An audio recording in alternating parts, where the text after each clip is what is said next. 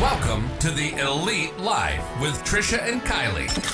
This is where we'll teach you how to develop grit, give yourself grace, and succeed in real estate. So let's dive in.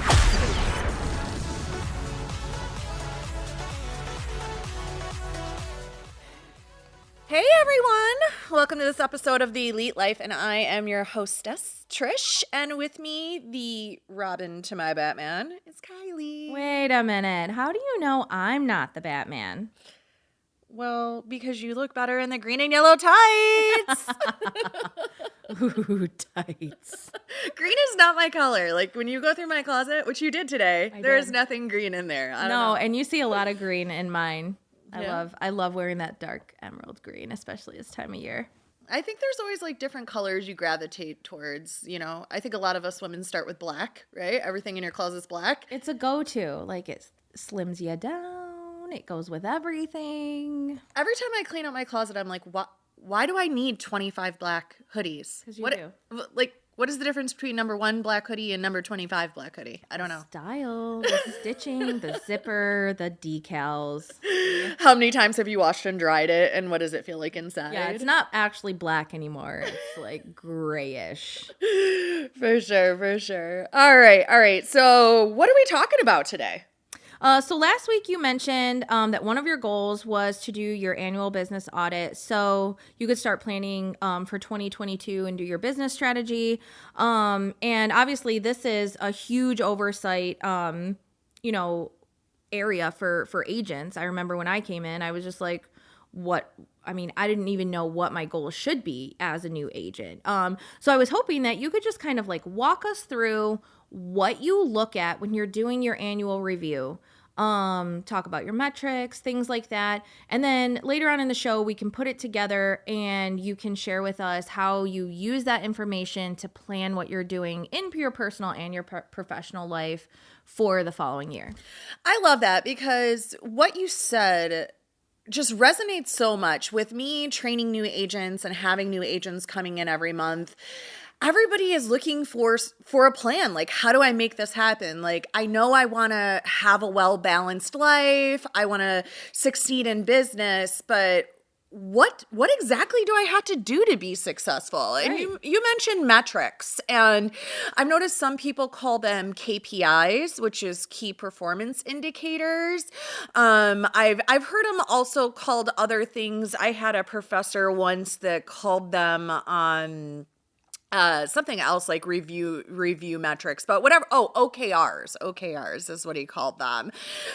So they were like key responses, but whatever you want to call them, the different things have different names. But the point is what are the actual measurable steps that I need to take? How many of those steps do I need to take? And what is this path that you outline to get to your goal? So, we're both in real estate, so we talk about real estate, but really any sales job or any job in general, you have some specific things you do that when you add those things up, they equal success. Right. So when we're talking about realtors or salespeople, some of the key performance indicators would be calls, right? How many calls are you making? Out of those calls, how many of them are turning into appointments? Out of those appointments, how many of those are turning into actual clients, right? Because it's just a lead until you've built that rapport, you've signed a contract, and it's become an actual client, right? Yeah. So how many of those appointments, those buyer's consults, which we teach people how to do, how many of those buyer's consults turned into actual clients? And then how many of those clients did you get out showing? How many of those showings did you get contracts written? How many of those contracts got accepted? And how many of those closed, right? So there's actually a lot of measurable things. But one thing I always like to tell everybody is control the controllables. So what are your controllables in real estate? I may not be able to control how many people that I get out looking, but what I can control is how many calls I make, right? I know that if I make 100 calls, I can turn that 100 calls into 90 appointments, right? Now, when you're first in the business, though, you might make 100 calls and only get 2 appointments. So it's really, really, really important that you use a tracker, a KPI tracker, to measure your conversion ratio and that you're actually being productive and not just busy. Because I think that's another thing that comes up a ton in my coaching calls and in my one-on-ones with my agents. I have a lot of agents, whether they be new or even have been in the business a long time, where you maybe just get stuck in this weird rut where you're coming in the office and you're coming in maybe even every single day. Or say you work from home, you're going in your home office, you're sitting at the desk, and you feel busy all day, but you're like, man, I'm not closing any deals. I didn't get nothing done. Nothing done, right? So there's a super big difference between just being busy and being productive. So having a KPI tracker is super helpful to make sure that you're doing money-making activities. So what is the special sauce to your money-making activities as a realtor? Now, I will tell you, for different realtors, those can be different things. And that's why you see conflicting information out there on Instagram and on different YouTube videos, different podcasts. People will say, oh, you need to door knock. And then other agents will say, door knocking is awful. Right. And then they'll say, oh, you need to send postcards. And other people will say, postcards are awful. Well, here's the thing that is the clincher. What is great is what you love doing, right? So if you hate getting on the phones, that absolutely terrifies you. You don't feel comfortable on the phones. You are going to say cold calling is terrible. And then you're going to have somebody else that's like, what are you talking about? Like, I have a 7-figure business and I just call all day long. Well, it's because that person loves calling. They love being on the phone. They get on there, they put on their alter ego, and they crush it on the phones because that's where they find their joy. Whereas somebody else, maybe they started out with a door-to-door job where they sold vacuums, or they sold lawn services, or they talked about a political candidate. So they're super comfortable knocking on doors, and that's their happy place. They're out there in the fresh air, they're getting their sunshine, their vitamin D, and so they love door knocking, right? So that's a crucial thing, is to, before you decide what you're going to track and what you're going to do, what do you like to do? Yeah. And I think that there's this big misconception too, outside of the real estate industry, that when you become a real estate agent, like, you have to make all of these cold calls, and you have to have, you have to do the door knocking. Like, you have to. Like you just said, everybody's secret sauce is going to be different. Like, for me, I love social media. I love connecting with people on social media. I love the fact that I can meet people that I never, ever would have met in any other situation, but for the fact that we're both moms and in this mommy group, or we both have, rescues that we went and saved. I mean, like, my husband and I, we were the people who didn't make it out of 2021 without a baby or a dog. So, like, you got both. We got both, like, literally 10 days apart. I have a pandemic puppy, so it was insanity. So, but I want people to know that if you're thinking about real estate, going into it, exploring it, don't let someone else's, something, whatever it is, bad experience, right, negative lenses, or what works for them that might terrify you, like you said, be the thing that determines what you're going to do. You should be the one who's like, okay, I'm going to do this and I'm going to make this work, because we're in a world where you don't have to be on the phones. You don't have to go to the mall and hand out flyers. I don't know anybody who's doing that right now.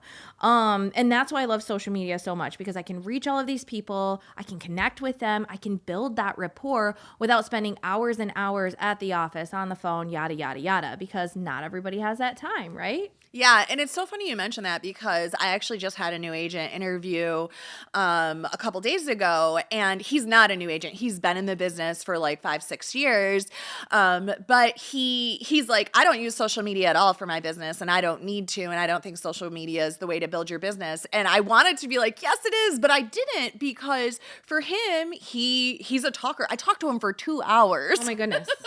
So he's a talker. So that's what works for him. So you never, like you said, you never want to dampen somebody else's sunshine, because what works for you is completely different than what works for him. And that doesn't mean one way is wrong and one way is right. But that is something important to note, because I think that's another reason why 87% of new agents fail, because their broker or their team lead or their mentor or the YouTube videos that they're watching says, you must do this and don't do that. And that's just not the right way. We are humans and we don't need to fit in a little box. Amen. And we need to do what we love, because when you're doing what you love and you're doing what brings you joy, that comes through to your clients and your customers, right? And you're having fun and they want to be a part of it because they know you're someone that they can know, like, and trust, because that's coming through so clearly in the conversation, or maybe for you in the direct message online, because those are the platforms that you feel comfortable on, and obviously that they feel comfortable on too, because that's where you're finding them at, right? Absolutely. Yeah. And the other thing, since we're on social media, like, do you, when you're doing your annual review and you're looking at things, let's talk about advertising and marketing, because I know that, when you are doing Facebook ads or Google ads, like, you're putting money there. So do you factor that in at the end of the year when you're like, okay, what ads did I run this year? Which ones went well? Which ones didn't go so well? Like, is that something? Because obviously whatever is working, you want to do more of, right? Yeah, absolutely. And, I like talking about this because there are some super agents out there that drop literally. I had a conversation with a friend of mine that's a broker, and he's like, Trisha, I am and this was before the pandemic happened. He's like, I am one catastrophe away from bankruptcy every month because I dropped $75,000 on advertising. No. And I'm like, that would stress me out so bad. I would just want to throw up like You'd be in every hives month. from head to toe. I'm like, do you know how much I spend in social media advertising? Zero. Like, I just share my life, and I don't spend money on Facebook ads for Trisha Dork or social media ads for Trisha Dork. Now, I do spend money for my agents on boosting their open houses to get people to it. So I think it's really important when you're talking about your marketing efforts to also be marketing in the correct way and knowing what to pay for and what not to pay for, right? So when you think about, say, social media, for instance, that's a relationship building tool more than a marketing vehicle, unless you have a degree in marketing and you're a professional marketing company. And so I would say in that case, if you want to, market as an agent on Facebook and Instagram, there are companies like my company, Elite Realty, we use Ylopo. They're a professional marketing company. They go and build out professional ads in Facebook and Instagram. They buy the third-party list. They do all that stuff for you. Oh. So it's like, find the companies that went to school and got the degrees and know exactly what they're doing to market, so that you're spending your money wisely. Because I myself and many other agents have made that mistake where, like, we're just randomly boosting things and we're like, oh, I don't know why this doesn't work. Well, because you don't even know what you're doing, right? Like, It doesn't have a hook. It doesn't have a headline. It doesn't have a catchy photo. Throwing spaghetti at the wall. Exactly. And again, like, that's why new agents fail or people get out of the business, because you're trying to spend money to make money.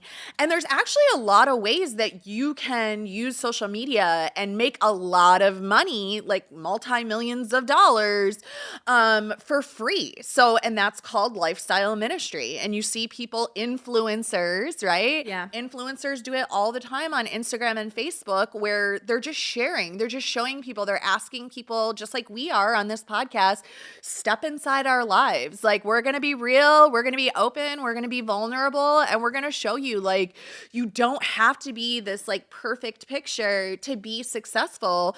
You can build a great life and a great business just by being intentional each day about your KPIs and your action steps in your business and in your life. So kind of getting back to the nuts and bolts of what we're trying to, teach and help people understand from this episode would be choose the buckets you want to fill for the year. So that's where I start when I'm talking about my goals, when I'm talking about my key performance indicators. What buckets am I trying to fill? And that may be different for different people. So in real estate, maybe you're an agent who wants to fill the bucket of buyers. Maybe you're an agent who wants to build a team. So you're trying to fill the bucket of recruiting. Mm-hmm. Maybe you're an agent who wants to become a broker. So you're filling the bucket of education. Mm-hmm. Maybe you want a bunch of listings. So you are reaching out to a marketing company that's going to market for you. And here's another thing to remember. Can I make ads and boost them on social media myself? Sure, you can. But a better thought would be, what's the value that I'm going to get out of spending a little bit extra to let an actual professional do it? Right. And that was a hard lesson for me to learn because, again, like we discussed before, I grew up very poor, so I never wanted to spend money. And people were always like, you'll never be successful in real estate if you don't spend money. Now, I found a way to build a real estate empire without having to spend money. And I teach a lot of that in my Stars Academy training with how to build a social media empire for free. We don't talk about boosting ads. We don't talk about, dropping all this money into swipe ups and different things like that. I teach you how to organically do that for free, and you absolutely can. But if you're going to spend money, let the experts do it. Don't waste the money just to spend it, right? Yeah, absolutely. Well, that sounds like a good place to pause. I'm glad that you broke that down because I know I can't be the only person like I said, I've had my license for a while. But I'm just now coming to the place where we're doing it full time and this is our life, and it is going so amazing so far. Like I said before, it is one blessing after another. So I'm really looking forward to, after the break, let's dig a little bit deeper, kind of get a few more details out of you. I'm just going to squeeze you like a tube of toothpaste. Basically, I'm going to get everything out of you that I can, because that's what we're doing. Like you, over the next couple weeks, Ryan and I are sitting down and we're saying, okay, let's be intentional. Mm-hmm. And we're not waiting till the new year. We're saying, today's the day, carpe diem, right? Yeah. And, that's one thing that I always laugh at every year is people are like, okay, January 1st. I'm like, what's going to be the difference between January 31st and January 1st except for a hangover? Right. That's it. Right? Seriously. It's another Monday, right? It's another Wednesday. It is. Yeah. I think Andy at the office said the same thing. He's like, I don't do this. I don't buy into this new year, new me crap. He's like, I'm just, it's another Tuesday, so here I am, and I've got all of that. I don't know if that was a good Andy impression. Yeah, no, I got it. I totally got it. But it's true, and I think that if we can all stay in that mindset, I have that fitness group online, and I always have girls like, oh, I only can start a program on Monday, and I'm like, why don't you start the program today? Because, and it's always this mentality because I want to eat a bunch of food and drink a bunch of wine and do whatever I want. And then I want to start. And it's like, well, you can do that. But guess what? You're just that many more steps behind, right? When you wait. And it's the same thing with setting your business goals and your life goals. Can you wait until the first of the year? Sure. But if you write them down today and start today while it's fresh in your mind and you know what you want to accomplish and you're moving along, that just puts you that many days closer to success, right? And what that success looks like for you. So now once you have all of that data, what do you do next? Walk me through, because, like I said before, even though I've been involved with real estate for some time, I haven't ever intentionally sat down and planned out my moves for business. So if you were talking to someone who was let's say in their first few months or their first, year of being an agent, what are 3 to 5 things that you would tell them to go home and do in order to make sure that they are prepared to totally rock the next year? Yeah. And actually, I want to unpack that even further because we often digress into saying new agents. But what I have found is, right, in my 18 years of real estate, there are lots and lots of agents who have these large gaps because they never had a formal training program, or they never had a broker or a coach or a mentor that really took them under their wing and taught them all the different avenues of real estate and success and building an actual business. So, according to the National Association of Realtors, the average real estate agent only closes 5 to 6 deals a year. What? Seriously. 5 to 6 deals a year, according to the National Association of Realtors. That's not even one a month. Not even one a month. And you're talking about agents who have been in the business for 3, 4, 5, 6 years. And that's doing full time, like not full just part time. Yeah, because they're not equipped with the tools that they need to set these goals like we're talking about and then stay consistent, and they don't have the accountability, and they just weren't taught how to, in real estate, this is what happens, right? I make all these calls and do all these money making activities, and I get a couple clients, and then I get busy in the minutia of doing a transaction, ordering title, ordering homeowners insurance, getting the mortgage ready, doing the inspection, right?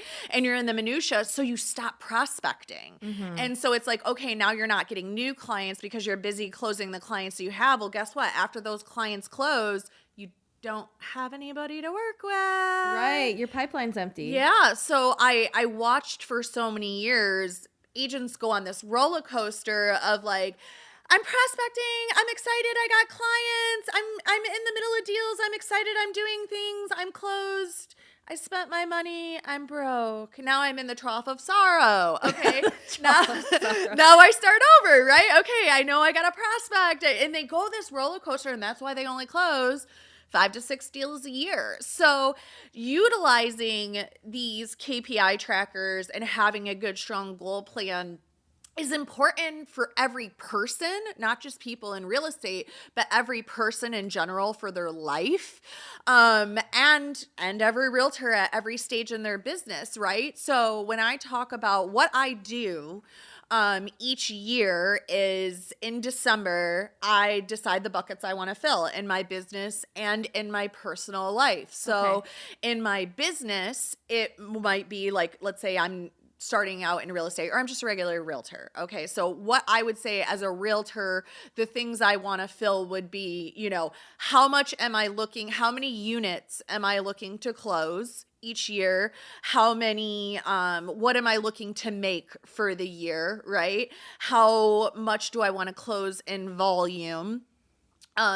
How much do I want to close in from what sources? So what I mean by that is I might say I want to get 4 clients from my kids' hockey team. I want to get 6 clients from my social media marketing. I want to get 10 clients from my church, right?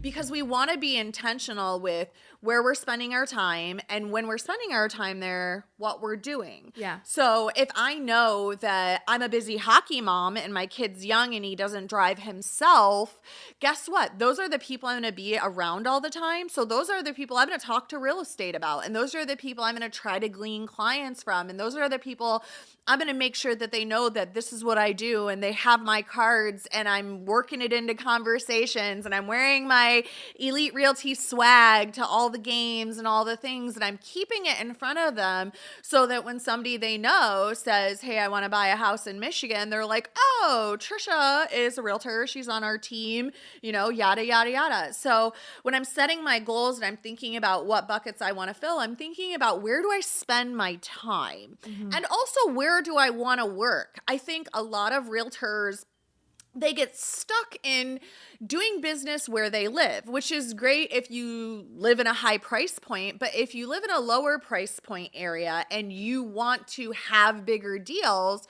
then you might need to go outside of the neighborhood you live in, and you may not know how to do that, right? Yeah. So it's deciding, where do I want to do business? What price point do I want to be doing business in?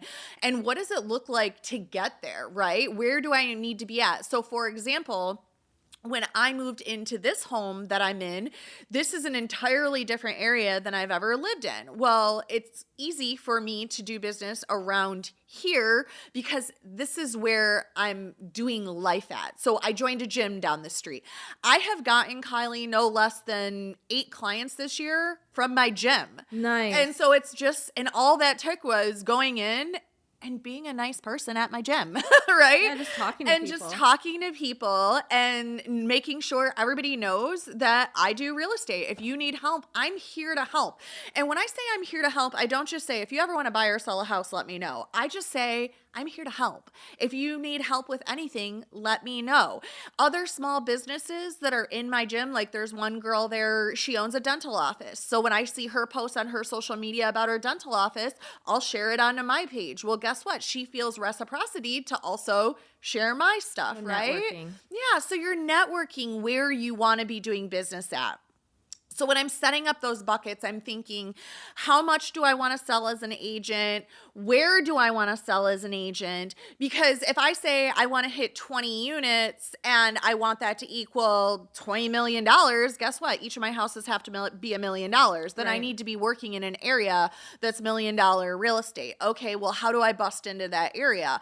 Well, I might need to be like Andy and join the Detroit Athletic Club, where I'm around people that buy $1 million homes, right? You can't just arbitrarily say, I want to close 20 million in real estate this year, and then, cross your fingers, close your eyes, and hope you make it there. Right. You have to have a very specific plan. I am going to make sure that I go to gyms in Birmingham so that I have Birmingham clients. I might go visit a couple churches in the area and even network there, right? Like, what do I like to do? If I have a dog, I might start utilizing the dog parks there, right? So it's spending time and doing life in the areas where you want to work. It's embedding yourself into those. Like there's a homeowners association that's a couple subdivisions down from mine, Island Lake, and it's all $3 to $5 million homes. Well, guess what? They have an Instagram account. I went on and followed that Instagram account. They followed me. They asked me for a meeting because they're looking for an agent to come in and help with their homeowners association That's so stuff. awesome. Yeah, so now I'll get to go to all of their HOA events where they have food trucks and wine and cheese night and stuff like that, because I know that this is the area that I want to work. So I'm making sure that I am digging into every facet of every subdivision around here, every place that I can do life at. And again, I do this in places that I know I will enjoy. Like I like going to the gym. So I want to go to a gym in this area. If you hate the gym, you're not going to be happy there. No, but like Right? for me, joining like a mommy group that's in those cities. You don't have to live there, okay? Mm-hmm. And it's not, a lot of people get like real concerned about like, well, this like fake it to make it. I want you don't have to be at that place in life in order to help people who are at that place in life. So like you were just saying, like, if, for example, you want to sell like $1 million homes, you can go online. We live in the most amazing age. I have a love-hate relationship with the internet, right? So you can go anywhere on any, social media platform and find mommy groups that are biking groups. Like people have never been more into togetherness than they are right now. And it's not always it's not always in person, but it's also not always online. Like I know plenty of, like, I'm in this one mom group. It's like Michigan Mamas or something like that on Facebook. And once a month they try to have, a meeting where everybody in like Southeast Michigan, we all meet at this park and we actually get to see each other, and that's an opportunity where I might pack little snack bags with my business card in them. Or I might bring juice boxes, or pamphlets or flyers flyers or something. Or maybe I'm going to host an event. Like, that's another thing. Like, if you love hosting things and you've got a nice house and you love baking and preparing, like, this is for you, because you can have, you know, little seminars in your house and things like that. So, like, again, we come back to like this misconception about like what real estate is. That's what I love about this job. It is literally whatever I want it to be. Absolutely. And I love all those points you made, because if you remember a couple of weeks back, I did a webinar, what to do to be ready when you're ready. And it was all just teaching college students and first-time home buyers what to do to get ready when you decide to buy a house. And those aren't necessarily people that are ready to buy a house today, but I'm showing the world that like, I want to provide service and I want to help other people. And people are just naturally going to gravitate towards that and be like, oh, Trisha and Kylie are good people. Like, they're not charging me $5 or $10 or $50 or $100. Like, I was doing some research and they have those first time home buyer classes up to $100, That's right? crazy. And if you're a college student, you don't have an extra $100. You don't have an extra $5 half the time, right? Like, I lived on ramen. I was going to say ramen and PB&J, man. Right. Like, that's where it's at. Absolutely. So, you know, if you want to get clients, you can do that very easily with no money, just by doing webinars. And even when you do a webinar, like I did that webinar one time, now I have that recording of that webinar. I can offer that webinar now every single week and not have to actually do anything but invite people to a Zoom and replay that webinar for them, right? And I'm just providing service. I'm building my brand. I'm getting my name out there.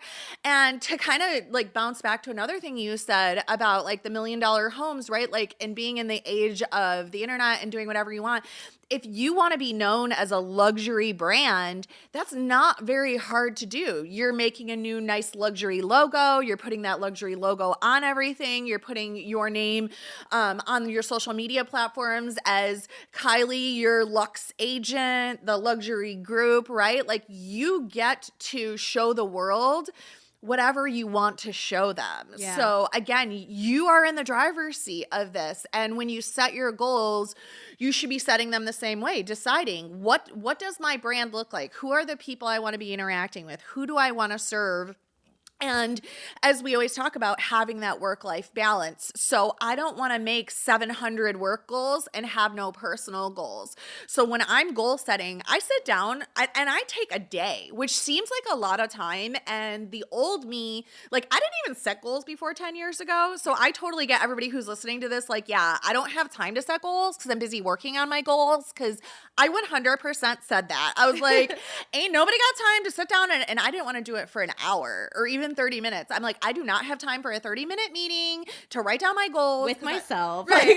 I'm too busy achieving them. And now I literally I have a manifest journal I got off of Amazon, and you could do it with just a notebook. And I sit down for a whole day. And what I did originally was, what are 100 things I would like to accomplish in my life before I kick the bucket?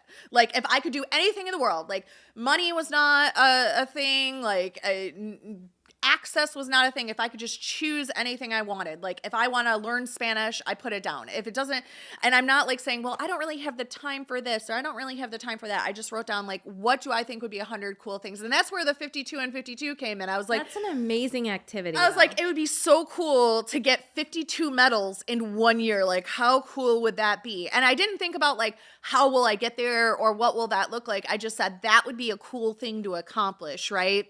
I thought it would be an amazing thing to accomplish running a marathon, because only 0.01% of the world runs a marathon each year, and only 1% of the US run it in their lifetime. So I'm like, how cool would that be to be a part of You're that? I'm a 1%er.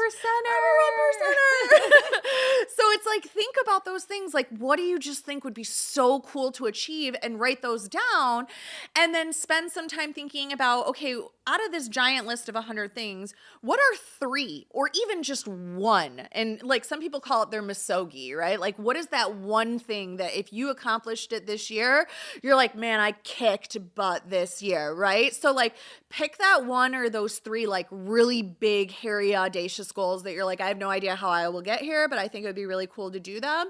And then think of like, 5 to 10 other smaller goals that like they feel hard, they're going to push you, because here's the other thing, right? Like you will rise to whatever level you set for yourself. Absolutely. So there was a time in my life where we moved into a new house and the movers brought in an elliptical and I was like, you can put that under the stairs. I'm not even a joke. Like I work out. Like I did not work out. I did not run 5 steps. Like I lived off of frozen pizza. There was 0 of these things. And like I went from living off of frozen pizza and not running down the stairs to running a marathon and doing 52 competitions. So not getting so caught up in the minutia and the details of how do I get there, not letting yourself overthink things, just saying like, what do I think would be really cool to do?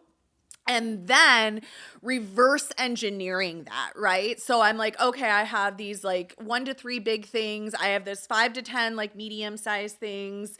And then I reverse engineer that. So it's like, okay, here's my yearly goals, business and personal.